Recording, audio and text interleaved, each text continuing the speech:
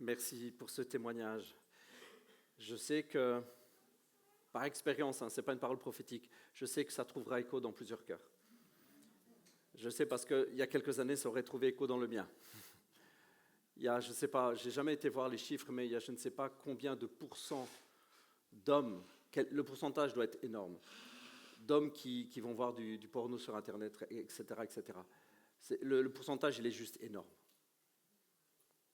Mais gloire à Dieu, Dieu est au-dessus de cela. Il y a vraiment une bonne paire d'années, Dieu m'a délivré aussi. Et j'étais absolument pas du tout au courant que mon papa vivait ce genre de choses. Et je sais que je suis loin d'être le seul, et que mon papa est loin d'être le seul. Mais gloire à Dieu, le témoignage, c'est la prophétie pour quelqu'un. Donc ce témoignage-là, aujourd'hui, tu le saisis. Si tu vis ces choses-là, tu le saisis, tu dis, Seigneur, c'est comme la promesse, et ça l'est, c'est la promesse que tu le fais pour moi. Saisis-le par la foi. Alléluia. Je voudrais aujourd'hui terminer avec vous cette série de messages sur les églises de l'Apocalypse. Vous avez suivi ou pas un petit peu, de près, de loin? Si vous le voulez, tous les messages sont sur Internet, normalement. Oui. Mais s'ils ne le sont pas, ils le seront. Et aujourd'hui, on termine avec la dernière église, qui est l'église de Laodicée. J'attendais, Evelyne, je croyais que tu allais me le dire. Ah. On va le lire ensemble, vous voulez bien? Vous êtes OK avec ça? On va le lire dans l'Apocalypse au chapitre 3 et au verset 14. Et je vous invite, s'il vous plaît, à vous tenir debout pendant que nous lisons.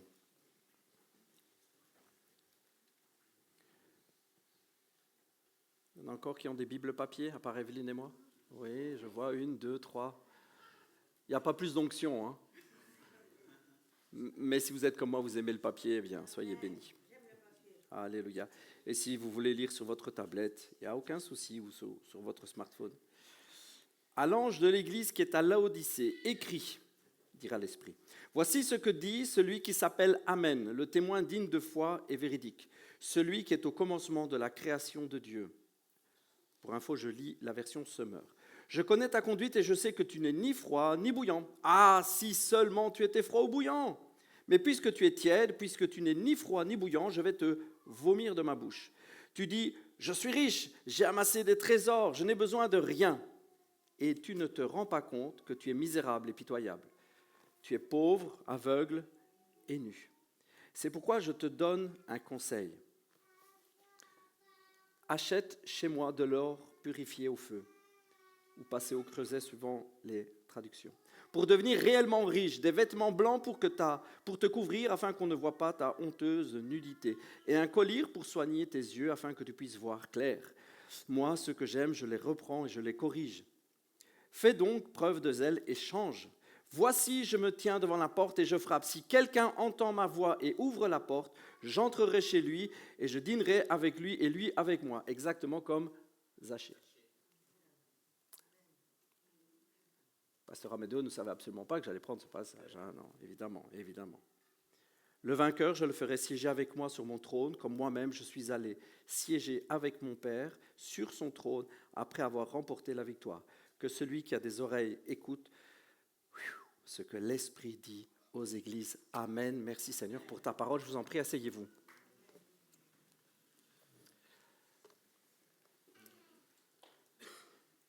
S'il y a bien une des lettres de l'ange aux églises qui me choque le plus, ou qui me terrifie le plus, ou qui me bouscule le plus, c'est bien celle-là. C'est bien celle-là. La lettre que l'ange adresse à Laodicée m'a toujours bouleversé, mais à un point.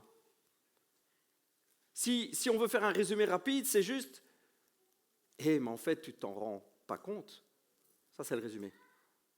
Vous imaginez passer une vie chrétienne à ne pas se rendre compte? Passer une vie chrétienne à ne pas savoir, à penser que oui, mais que non.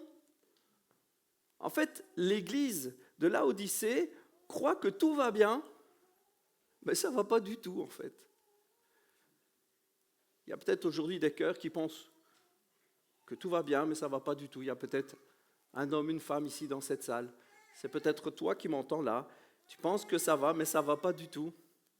Mais je vais tout de suite te dire que je ne suis pas venu te faire peur. Hein. L'idée, ce n'est pas que tu sortes de ce lieu en disant « Oh là là là là là là, ça fout la trouille, hein, le message du pasteur là. Oh là là, que ça fait peur. » Non, non, non, je te rassure, je suis venu te parler de l'amour du Père. Je suis venu te parler de l'amour de Dieu. Et en sortant, c'est ça que tu vas retenir. C'est que Dieu t'aime tellement. Vous savez, si on ne laisse pas derrière nous l'odeur de Christ, une odeur de vie, une odeur de pardon, de justice et d'amour, alors on a raté le coche. Et je voudrais que tu puisses repartir avec joie, avec assurance et certainement pas avec peur. Bien que ça commence un petit peu, ça fait un petit peu peur. Hein. Imaginez qu'en fait, on rate complètement ce que Dieu nous demande. Alors ce qui est paradoxal dans l'histoire, c'est que Laodicée, dans l'Antiquité, était une ville connue pour ses richesses, connue pour ses étoffes et ses tissus d'excellente qualité, et pour ses collyres qui soignent les yeux. C'est un comble vu que l'Esprit lui dit « tu es pauvre, tu n'as pas de vêtements et tu es aveugle ». C'est un comble. Hein. Comment c'est possible qu'on puisse avoir apparemment tout ce qu'il faut et en fait ne rien avoir du tout? Comment c'est possible? Comment on peut en arriver à ce point-là? Je voudrais rapidement, avec vous, passer sur 3 points. Le premier, c'est accepter l'idée que notre conception, notre vision, notre réalité est complètement mauvaise. Et vous allez voir, c'est toute une histoire. Accepter cette idée, c'est déjà toute une histoire. Deuxièmement, accepter le plan de Dieu et changer. Et dernièrement, un appel à persévérer. Tout ça, on va le tirer de cette lettre, ok? Il y a cette idée que l'Esprit donne à cette Église, et que l'Esprit veut peut-être te donner aujourd'hui, c'est que tu ne te rends pas compte, mais tes repères sont mauvais. L'idée, c'est que tes repères sont mauvais. On peut faire fausse route sans s'en rendre compte, mais la grâce de Dieu nous appelle. L'idée est très claire dès le début. On l'a lu ensemble, l'Esprit commence en disant « Voici ce que dit celui qui s'appelle Amen, le témoin digne de foi et véridique, celui qui est au commencement de la création de Dieu. Je connais. » Ça commence comme ça.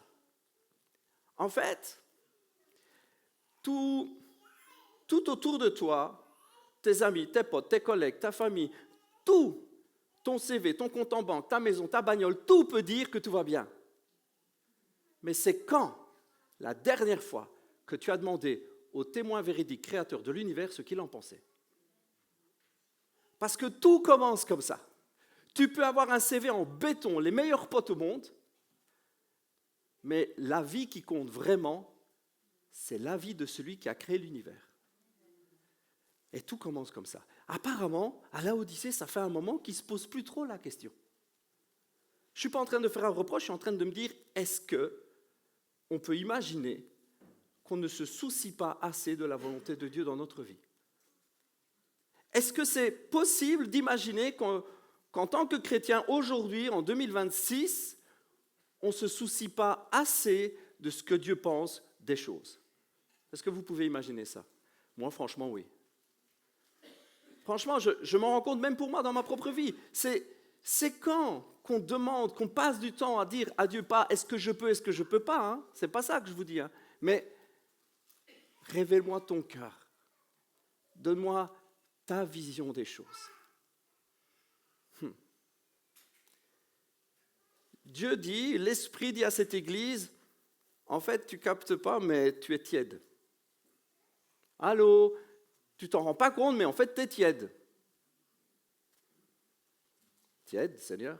Oui, bon, petite explication, dans notre jargon chrétien, bouillant, synonyme de top chrétien, tiède, synonyme de bulle. Bon, le problème, c'est que les froids, on ne sait pas trop où les mettre. C'est une image que l'Esprit donne à cette ville parce qu'elle Elle peut comprendre cette image. Laodicée était une ville voisine de Hiérapolis. Ah, ben voilà, vous avez l'explication. Hiérapolis, vous ne connaissez pas? Jolie petite ville en Turquie. Hiérapolis, c'est une ville qui a beaucoup de sources très chaudes, mais très, très, très, très chaudes. Excellente pour les soins, etc. C'est des sources thermales qui sont réputées à l'époque. On fait des soins avec ça. Et un peu plus loin, bien plus loin que Laodicée, il y a d'autres eaux qui sont, elles, très froides. Excellentes pour boire, excellentes pour un tas de choses. Et en plein milieu, vous avez Laodicée qui est connectée à Hiérapolis, mais pas vraiment en direct. Des aqueducs qui prennent tout un petit chemin. Et l'eau, elle arrive comment? Tiédasse, berk. Tiède et pleine de bactéries.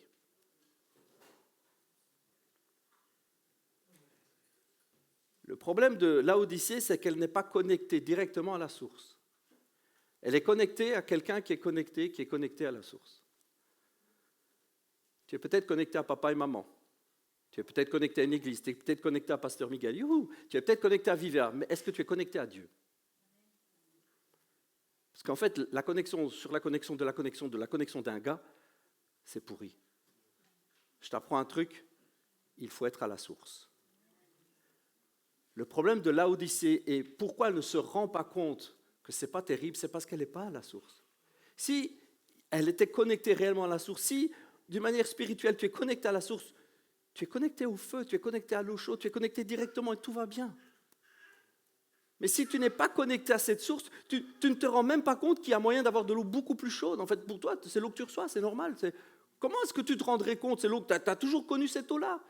Tu as peut-être une vie chrétienne qui est tiède, parce que tu la vis un petit peu par procuration, ta vie chrétienne.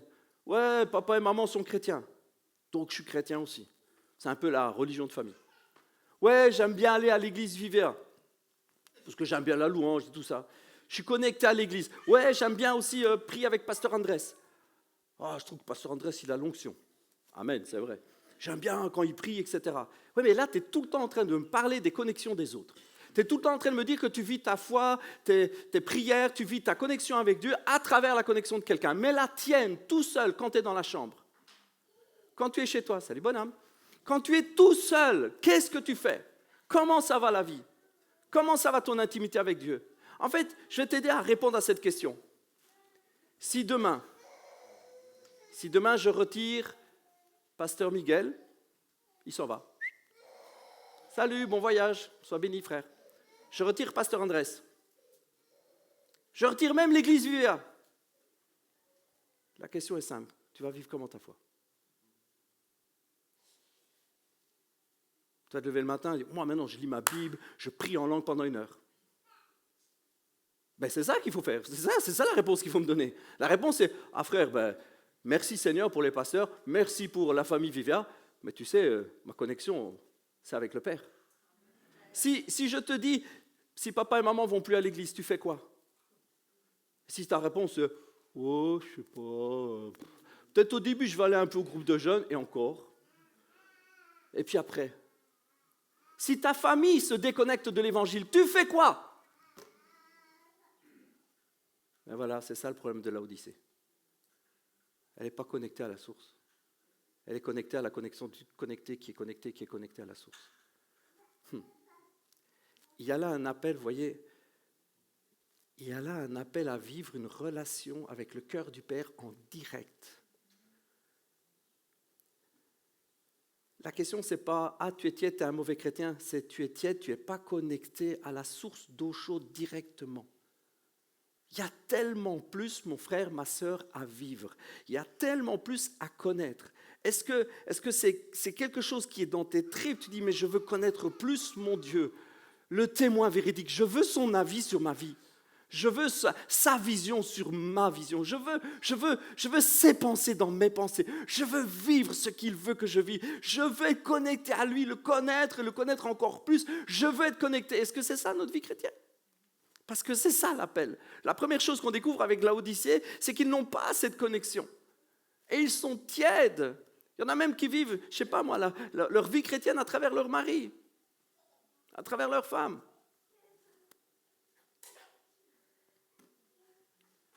Ton mari est pasteur, amen, sois béni, c'est très bien d'honorer ton mari. Mais tu es un être vivant à part entière, qui a une connexion avec Dieu. Dieu veut t'utiliser, te parler. Ta femme est leader, louange. Amen, sois béni. Merci d'honorer ta femme, c'est super. Alléluia. Mais toi, oh, mon papa, il est pasteur d'une église. Et quoi, tu penses que tu as un ticket spécial d'entrée au ciel parce que ton papa est pasteur d'une église? Ouais. Papa pasteur. Tu penses que ça marche comme ça? Tu penses que tu vas avoir des faveurs particulières? Il y a, c'est vrai, une faveur pour les enfants qui sont tant qu'ils sont dans la maison de leurs parents, il y a une faveur, une protection. Vous êtes OK avec ça? Ils sont sous la protection et l'onction de leurs parents, on est d'accord. Mais il y a toujours ce moment de décision où Dieu t'appelle toi, qui dit, bon maintenant, tu vas arrêter de jouer, tu vas arrêter de faire des allers-retours, est-ce que tu vas me servir ou pas? Parce que tu sais quoi?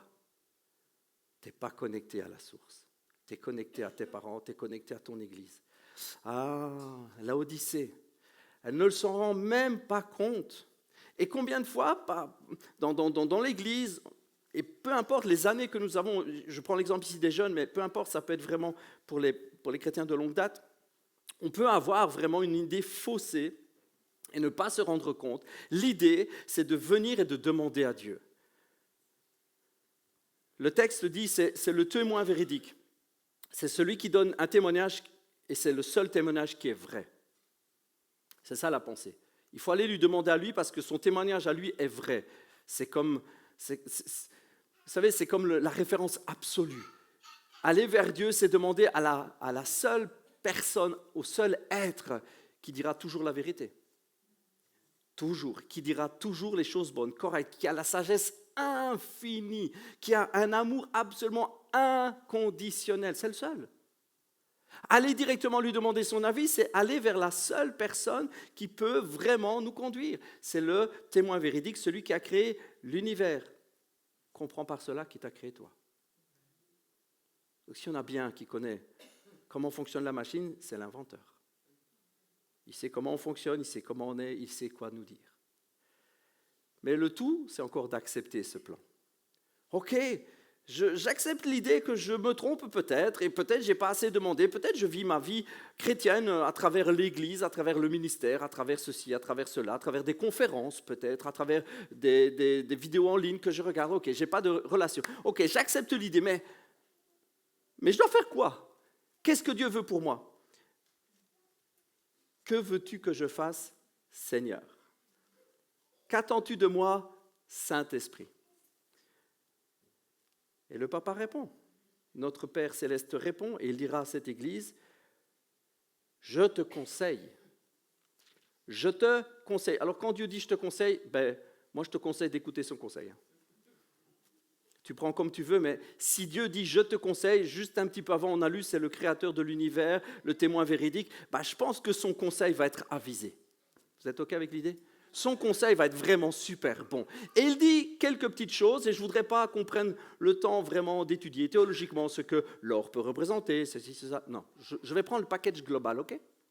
Il nous dit d'acheter de l'or, passer au creuset, des vêtements et du collier pour les yeux. Autrement dit, ce que humainement Laodicée possédait déjà. C'est ça l'idée. On ne va pas aller chercher plus loin que ça. Humainement, Laodicée possédait beaucoup de richesses, beaucoup de vêtements et avait même été réputé pour les colliers qu'ils avaient pour les yeux. Donc Dieu dit, remplace ce que humainement tu as déjà. Comprenez l'idée?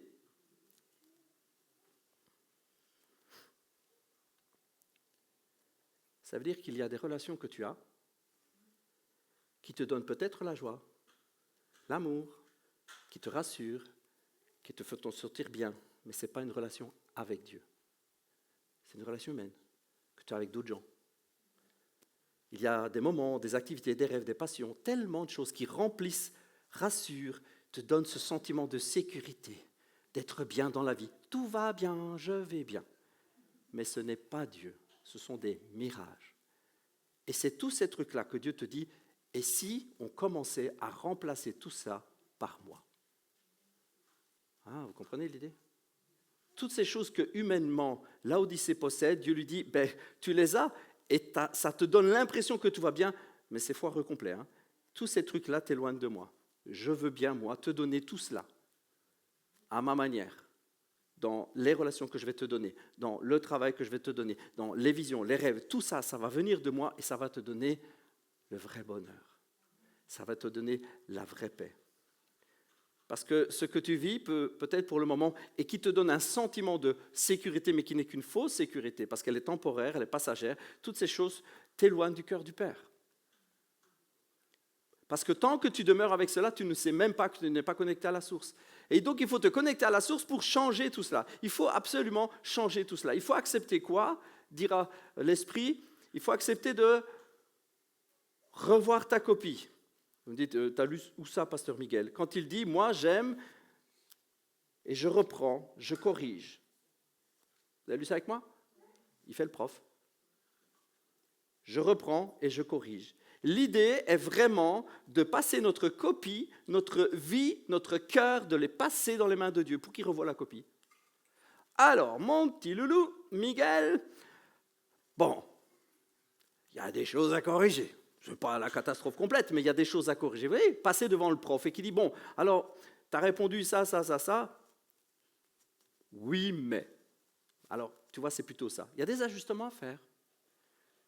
Il y a des choses à changer. Et Dieu nous propose un or passé au creuset, passé au feu. Vous savez ce que ça représente? Ce n'est pas le moment chouette du discours, en fait. C'est le moment où il faut accepter quand même des choses qui, ça pique un peu. Certaines épreuves, certaines difficultés. Et je ne parle pas que Dieu nous frappe pour nous apprendre la vie en disant « ça te fera du bien, ainsi tu apprendras la vie, hein, mauvais chrétien ». Ce n'est pas ça que je suis en train de dire. Mais je dis que se laisser modeler dans les mains de Dieu, se laisser travailler, ça pique un peu. Si Dieu te montre qu'il faut te séparer de ce pote, que c'est vraiment ton pote. C'est vraiment, mais vraiment ton pote. Mais le problème de ton pote, c'est pas que c'est ton pote. Ça, c'est pas le problème en soi. Le problème de ton pote, c'est qu'il fume tout le temps des joints. Et à chaque fois qu'il vient, il te dit, une taffe avec moi, mec, tu peux. Et le problème, c'est qu'à chaque fois, tu dis oui. Donc tu vois, le truc, c'est que ça va piquer un peu parce que tu vas dire, tu sais quoi, éloigne le gars, éloigne-le de toi. C'est pas bon. Ça, c'est une relation qui te tue. Et si tu acceptes le truc, ça va piquer parce que, évidemment, le pote, il ne va pas dire « Oh, tant mieux ». Il va te rappeler. « Et mec, je ne t'ai pas vu samedi, qu'est-ce qui s'est passé? Waouh, eh oh !» Et tu ne lâches pas les potes comme ça. Hein. Et puis c'est parti. Il va falloir un moment batailler parce que tu vas dire « Non, je ne veux plus ». Comment ça, tu ne veux plus? Allez, ne me dis pas. Ah non, toi, t'es sérieux en fait? Tu veux plus? Oh, non, je veux plus. Je veux plus sortir, je veux plus fumer, tout ça, je veux plus. Écoute, je veux plus, je veux avoir une vie droite. Et si tu as le malheur de dire en plus que tu veux avoir une vie droite avec Dieu, ça explose. Hein. Ou ça rit, ou ça crie. Donc ça va piquer. Ça va piquer. Tu vois, ce rêve que tu as. Il y a des rêves, plein de rêves qui viennent de Dieu. Plein. Puis il y a des rêves, ce n'est pas de Dieu. Tu vois, ce rêve que tu as. Tu rêves de réussir dans ta vie par ce projet. Et puis, tu sais que ça peut rapporter gros. Et puis, waouh, quel rêve, c'est extra. Puis, il y en a qui arrivent. Et c'est vrai, il y en a qui arrivent. Et tu bâtis des tas de choses en fonction de cette potentielle réussite où tu dis, waouh. Et même des fois, peut-être, tu pries. Tu dis, Seigneur, tu me conduis, tu m'aides, tu me diriges. Et parfois, tu as comme un petit nœud dans l'estomac, mais tu dis, ça n'a rien à voir. Et puis, tu continues. Tu vois ça? Quand Dieu va vraiment te reprendre la copie et te dire « ça, il faut que tu arrêtes ce projet-là, je ne le veux pas pour toi ». Ça va piquer, hein. Ça va piquer, mais c'est bon, c'est la vie. C'est la vie assurée pour toi. C'est ce que la Bible appelle de l'or passé au creuset. De vraies richesses, selon le cœur de Dieu, mais qui ont été raffinées, épurées, toutes les impuretés ont été retirées. Il n'y a plus que vraiment la pensée de Dieu. Ça ne veut pas dire qu'il faut parfois faire des demi-tours à 180 degrés. Hein. Parfois, c'est des ajustements de 5 degrés. Parfois, Dieu te dit, alors le problème, ce n'est pas le projet en lui-même, il est bien. Le problème, ce n'est même pas de vouloir réussir à faire des sous, parce que ça, c'est un projet que je veux pour toi. Le projet, c'est les personnes avec qui tu le fais. Parfois, c'est juste ça. Parfois, c'est juste pas le bon moment. Dieu te dit, patiente encore un peu. Pourquoi, Seigneur? Alors je t'explique un truc. Avant de te donner toutes ces bénédictions, ces richesses, parce que Dieu veut bénir parfois des tas de gens, Il dit, je veux d'abord changer un peu ton caractère. Pourquoi? Ben, écoute, si demain tu reçois 5 millions sur ton compte en banque, tu fais quoi? On a tous des idées, hein? 5 millions, on peut se permettre une Ferrari. Je veux dire, il n'y a rien de mal avec ça. Et en fait, le truc, et il n'y a rien de mal avec ça, attention, je suis enregistré, donc il faut que je fasse attention. Je n'ai rien contre les Ferrari. Prenez la rouge, s'il vous plaît, c'est le plus joli. J'ai rien contre. Et j'ai rien contre le fait que les gens qui ont les moyens puissent profiter. Tout ça, c'est OK bibliquement, il n'y a aucun souci. Mais peut-être que Dieu veut vraiment te donner des projets plus importants que d'acheter une grosse voiture. Hein? Et ce n'est pas qu'il est contre la voiture, mais peut-être que ton ordre de priorité va faire que les 5 millions ils vont fondre comme neige au soleil. Et puis après, quand viendra le moment où il va te dire, maintenant, bâtis cet orphelinat que je t'ai demandé, oh ben mince, on n'a plus assez. Parfois, c'est juste ça. Parfois, c'est juste ça. J'ai entendu un chouette témoignage, alors je ne l'ai pas exactement, j'ai plus le mot à mot, mais je me souviens, en gros, qu'un pasteur aux États-Unis qui est lié à l'église Bethel, qui s'appelle Chris Vallotton, avait demandé vraiment à Dieu de le libérer de, je pense que c'est son prêt hypothécaire. Hein. Il voulait vraiment servir Dieu à 100%, et il était embêté parce que, comme tout le monde, il payait sa maison, ou comme la plupart des gens, ils payaient sa maison, et il voulait vraiment être libre de ça. Et puis un jour, un chrétien arrive, et il dit, alors je vous dis, je n'ai pas le mot à mot, mais il lui demande plus ou moins c'est combien qu'il lui reste pour la maison, puis il lui donne un chèque. Voilà, payé. Et c'était une belle somme, hein, dans mon souvenir. C'était une belle maison, quoi. Et puis là, il est heureux et tout ça, il est béni. Et puis il voit que le gars qui donne le chèque, il est tout aussi heureux que lui. Hein.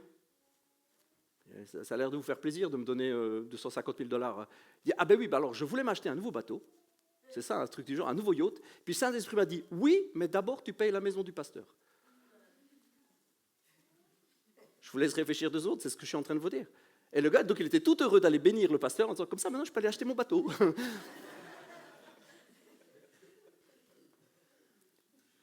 Amen. J'ai aucun souci. Si mon frère, ma soeur, tu as assez d'argent pour t'acheter un yacht, amen, pense juste au pasteur. Amen. Je l'ai posé là, hein, ok. Vous voyez, parfois, Dieu ne nous dit pas, je t'interdis de t'acheter ça, ou je t'interdis tel rêve, je t'interdis tel projet. Il te dit juste, attends, j'ai une priorité avant. Et parfois, c'est juste ça, l'ajustement.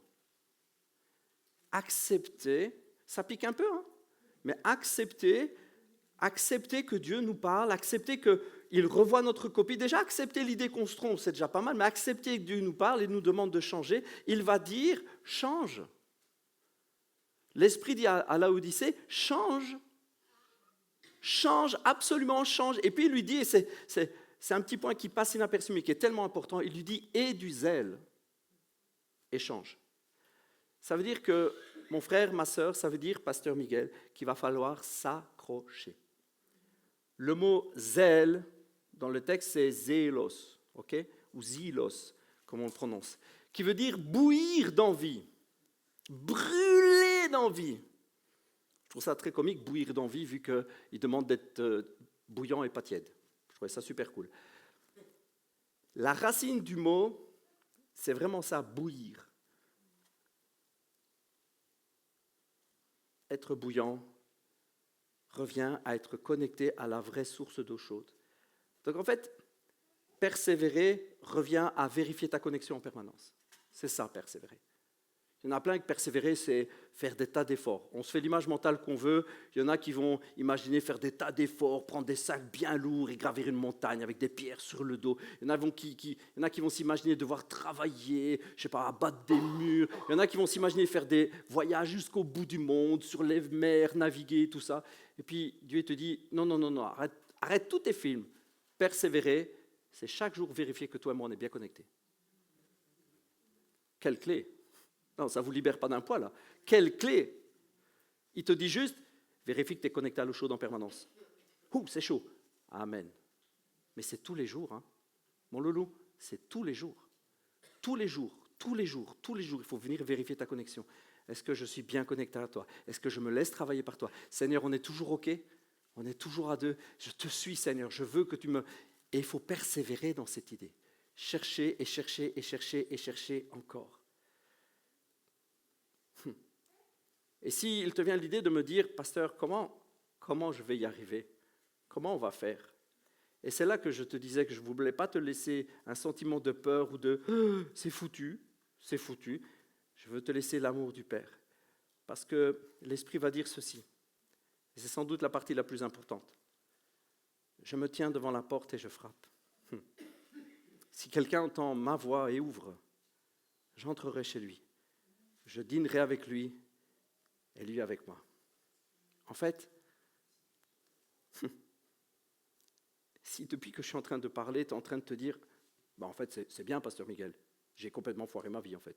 Là, si je t'écoute, en fait, je tire complètement à côté, je ne suis pas connecté vraiment à Dieu parce que je le vis à travers mes parents, à travers l'Église. En fait, je ne vis rien. Et puis, je me rends bien compte que je me soucie, mais pas du tout de ce qui revoit ma copie. Alors, entretenir ma connexion avec lui, je ne me rappelle même pas c'est quand la dernière fois. Tu es peut-être en train de te dire, mais en fait, je suis le dernier ou la dernière des losers. Voilà. C'est foutu. Il ne faut pas que tu partes comme ça, parce que l'idée, c'est que là, à cet instant précis, Dieu est en train de frapper à ton cœur. Le secret, c'est juste d'écouter et d'ouvrir. Le secret, c'est juste d'être réceptif. Dis, je frappe. Est-ce que tu vas entendre ma voix? Est-ce que tu vas laisser ton cœur être touché? Pour ceux qui connaissent un peu leur Bible, ça fait penser à un passage qu'on trouve dans le Cantique des Cantiques, ou, selon les traductions, le poème des poèmes. On a 2 fois dans le livre des Cantiques des Cantiques ou des poèmes, on a 2 fois cette idée d'un amoureux qui vient et d'une promise, d'une fiancée qui, une fois, a le cœur qui bat mais ne répond pas vraiment ou en retard, et une autre fois, elle est tellement en réponse à son amour qu'elle fait le pas d'aller le chercher. Et ça nous montre, par rapport à ce cœur qui frappe, ça nous montre 2 possibilités. La première fois, je voudrais vous lire le premier passage qui parle de cette fois où elle ne répond pas. Est-ce que vous connaissez ou pas ce passage? C'est quelque part par là. Tu as été plus rapide que moi. Hein. Parce que je n'ai pas pris la référence, j'ai juste mis Cantique des Cantiques, je savais où je devais aller.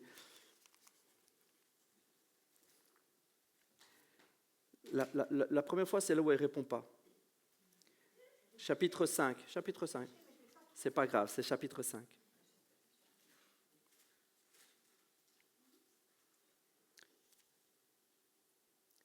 Le titre dans ma version, vous savez, il y a des petits titres parfois. Il est marqué « Rendez-vous manqué ». Écoutez, je m'étais endormi. On a besoin d'être réveillé. Pourtant, mon cœur veillait. J'entends mon bien-aimé frapper, comme lui. Ma sœur, mon ami, ouvre-moi, toi ma colombe, ma parfaite, car j'ai la tête couverte de rosée. Mes boucles sont trempées de gouttes de la nuit. Alors, je fais une pause là pour te dire que c'est comme ça que Dieu te voit. Il t'appelle ma colombe et ma parfaite. Tu peux avoir un sentiment d'avoir raté ta vie, mais c'est comme ça qu'il te voit. Il dit de toi que tu es sa colombe, que tu es sa parfaite. Mais voici ce qu'elle va répondre. Elle entend qu'il frappe. Et puis il y a est-ce que je bouge pas, je me lève pas, je lui ouvre pas. Est-ce que je continue, est-ce que j'accepte qu'il revoie ma copie ou pas?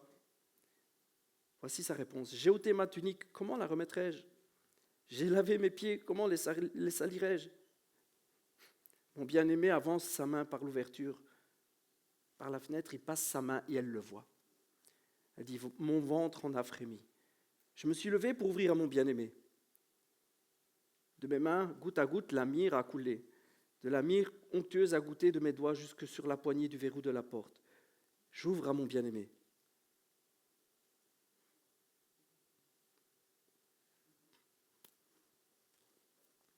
Hélas, mon bien-aimé était parti. Il s'en était allé. Et son départ me rendait éperdu. Je l'ai cherché, mais je ne l'ai pas trouvé. Je l'ai appelé, mais il ne m'a pas répondu. Malheureusement, les gardes m'ont trouvé, ceux qui font le tour de la ville. Ils m'ont frappé. Ils m'ont malmené, maltraité. Les gardes des remparts. Ô filles de Jérusalem, je vous en conjure, si vous le rencontrez, que vous lui direz-vous?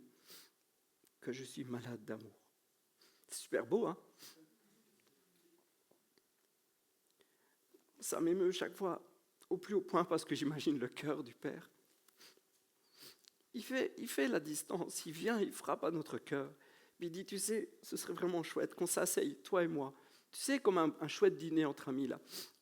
J'aimerais bien rentrer, qu'on s'asseye, et je voudrais qu'on discute de cette super copie que tu m'as remis, mais tu vois, je voudrais qu'on revoie des points, toi et moi. Il y a des tas de problèmes, mais j'ai toujours une solution. Il y a des tas de choses que je vois qui ne vont pas, mais tu sais, je t'aime et je te vois comme ma colombe, ma parfaite. Ma colombe, c'est mon petit oiseau tout fragile, vite effrayé. Mais tu es ma parfaite. C'est-à-dire que moi, je te vois avec mes regards à moi, je te vois parfaite. Je veux juste qu'on discute et je veux te dire des choses. Ça m'émeut parce qu'à chaque fois, j'imagine Dieu qui fait le déplacement, qui tape, et le cœur humain qui est tellement lent à la réaction, qui est tellement lent à dire « Oui, Seigneur, change-moi », qui est tellement lent à réagir et qui est là « Je sais pas, ouais », et avec des excuses, mais bidons, quoi. Je suis déjà en pyjama. Mais on s'en fout, va lui ouvrir en pyjama, c'est ton bien-aimé. Je me suis lavé les pieds. Eh ben, tu te les relaves.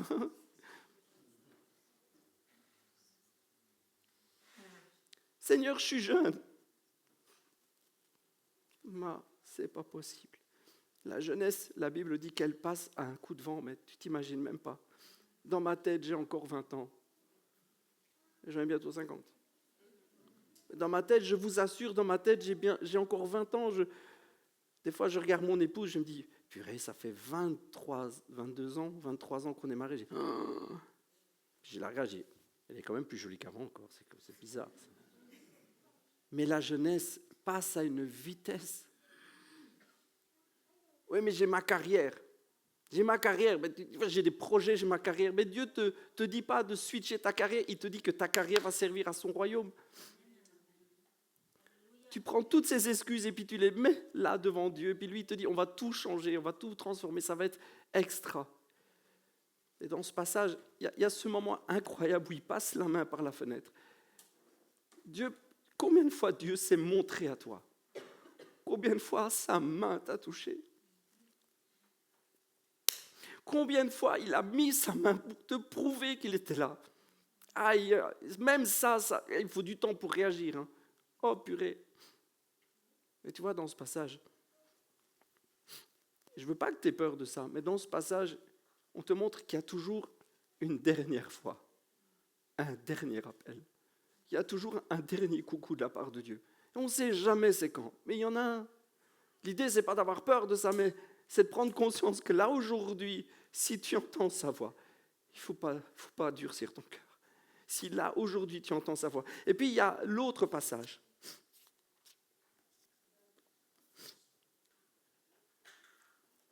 Il y a l'autre passage qui est toute une autre mentalité. Sur mon lit, au long de la nuit, chapitre 3, j'ai cherché celui que mon cœur aime. Je l'ai cherché, mais je ne l'ai pas trouvé. Je me suis dit alors, il faut que je me lève. Vous avez vu la différence? Il y en a une, il faudrait un palan pour la lever du lit. Il faut une grue pour la lever du lit. J'ai pas envie de bouger. Et puis, il y a un autre cœur qui dit, je le cherche et j'ai l'impression que je passe à côté de quelque chose. Il faut que je me lève. Comprenez la différence de cœur? Il faut que je me lève. Elle dit, je ferai le tour de la ville, par les rues et les places. Je chercherai partout celui que mon cœur aime. Je l'ai cherché, mais je ne l'ai pas trouvé. Les gardes m'ont trouvé. Ah tiens, la même histoire. Parenthèse encore une fois. Quand tu as cet état d'esprit, il y a une faveur particulière. Dans l'autre récit qu'on a lu, les gardes vont violenter cette femme. Ici, ils vont l'aider. Il y a une faveur particulière. Les gardes m'ont trouvé, ceux qui font le tour de la ville. Je leur ai demandé Celui que mon cœur aime, ne l'avez-vous pas vu? Les ayant dépassés. On voit là qu'il n'y a pas du tout d'idée de maltraitance. Non, ils l'ont même sans doute répondu. Ils lui ont dit, je ne sais pas, on ne sait pas, on ne l'a pas vu. Et puis peu après, j'ai trouvé celui que mon cœur aime. Je l'ai saisi bien fort et je ne l'ai plus lâché. Jusqu'à ce que je l'ai conduit au logis de ma mère, dans la chambre de celle qui m'a conçu. Et là, on arrête là parce que sinon les jeunes, ils vont...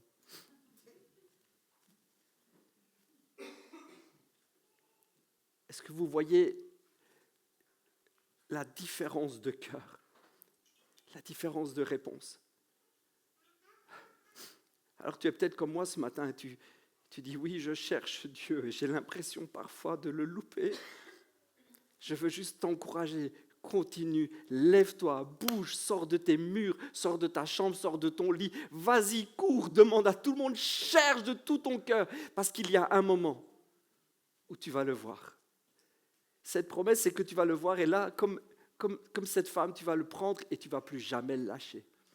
Il y a une promesse ici pour quelqu'un qui a un cœur désespérément amoureux de Dieu et qui cherche. Il y a une promesse, c'est qu'il vient un temps où tu vas vraiment le trouver. Il va se laisser. La Bible dit qu'il se laisse trouver par ceux qui le cherchent. Ça veut dire que pendant un moment, tu cherches et puis il décide, dans son amour, de se laisser trouver par toi.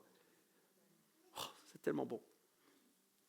Peut-être, tu n'es pas comme moi, tu n'es pas un fou dingue de Dieu et tu as l'impression que ta vie est ratée. Je te dis non.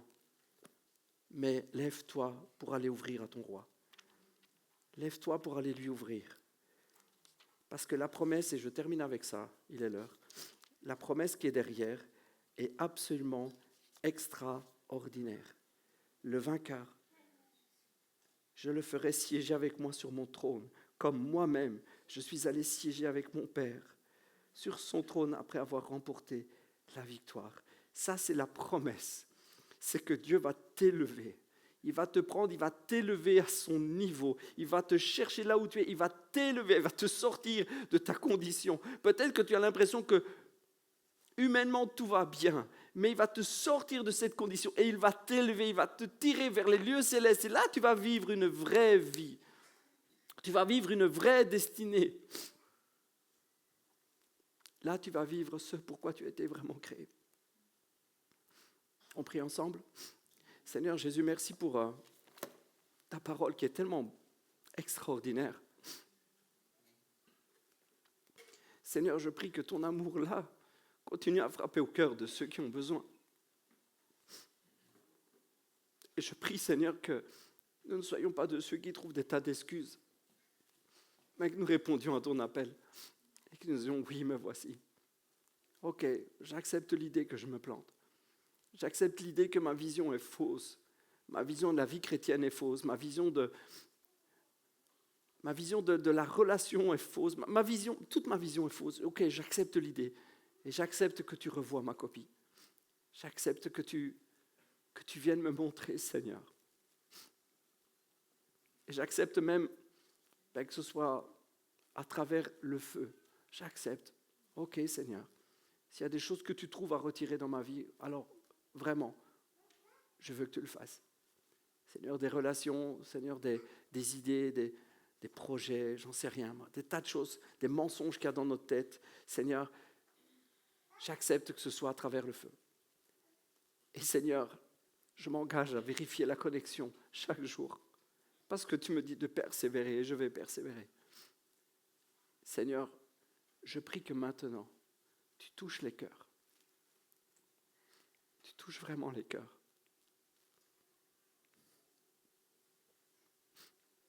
Merci Seigneur, parce que nous pouvons répondre à ton amour. Parce que tu nous as aimés le premier, parce que tu as fait le premier pas, parce que tu es venu frapper à la porte. Nous pouvons librement répondre à ton amour, Seigneur. Seigneur, ce matin, vois nos cœurs. Tu entends la réponse. Je ne vais pas faire d'appel parce que ce que je crois, c'est que c'est vraiment chacun dans son cœur. Seigneur, tu entends la réponse de chacun ce matin. Tu entends nos cœurs qui s'élèvent. Tu entends nos voix, nos aspirations, nos soupirs. Tu vois nos pleurs, tu vois nos larmes. Mais tu nous as promis que les larmes se changeraient en cri d'allégresse. Merci Seigneur pour la joie de te laisser entrer. Merci pour le repas, le moment de fête partagé avec toi. Merci parce que alors que tu rentres, nous t'ouvrons, tu connais notre réponse. Seigneur, c'est maintenant un moment de grande joie. Parce que même si tu revois la copie, Seigneur, tu le fais avec tellement d'amour. Et je te remercie pour cela. Seigneur, je prie que tu conduises chacun, que tu parles au cœur de chacun. À toi la gloire, Jésus. À toi la gloire, Jésus. À toi la gloire, Jésus. Prenez quelques instants là où vous êtes pour répondre à l'Esprit de Dieu. Répondez à l'Esprit de Dieu qui vous parle et qui vous appelle. Chacun pour votre part. Prenez le temps de répondre à son appel.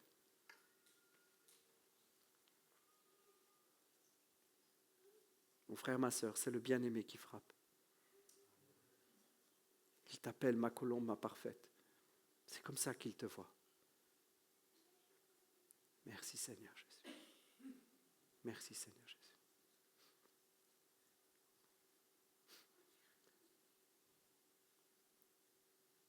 Merci Seigneur Jésus. Merci Seigneur vraiment pour ton action. Merci pour ton amour. Merci pour toute la famille Vivaire que tu bénis, Père. Nous voulons être de ces chrétiens qui se lèvent et qui cherchent. Nous voulons chercher davantage, encore et encore. Merci Seigneur, à toi toute la gloire, toute la louange. Et dans le nom de Jésus Père, j'ai prié. Amen. Soyez bénis, passez une bonne semaine.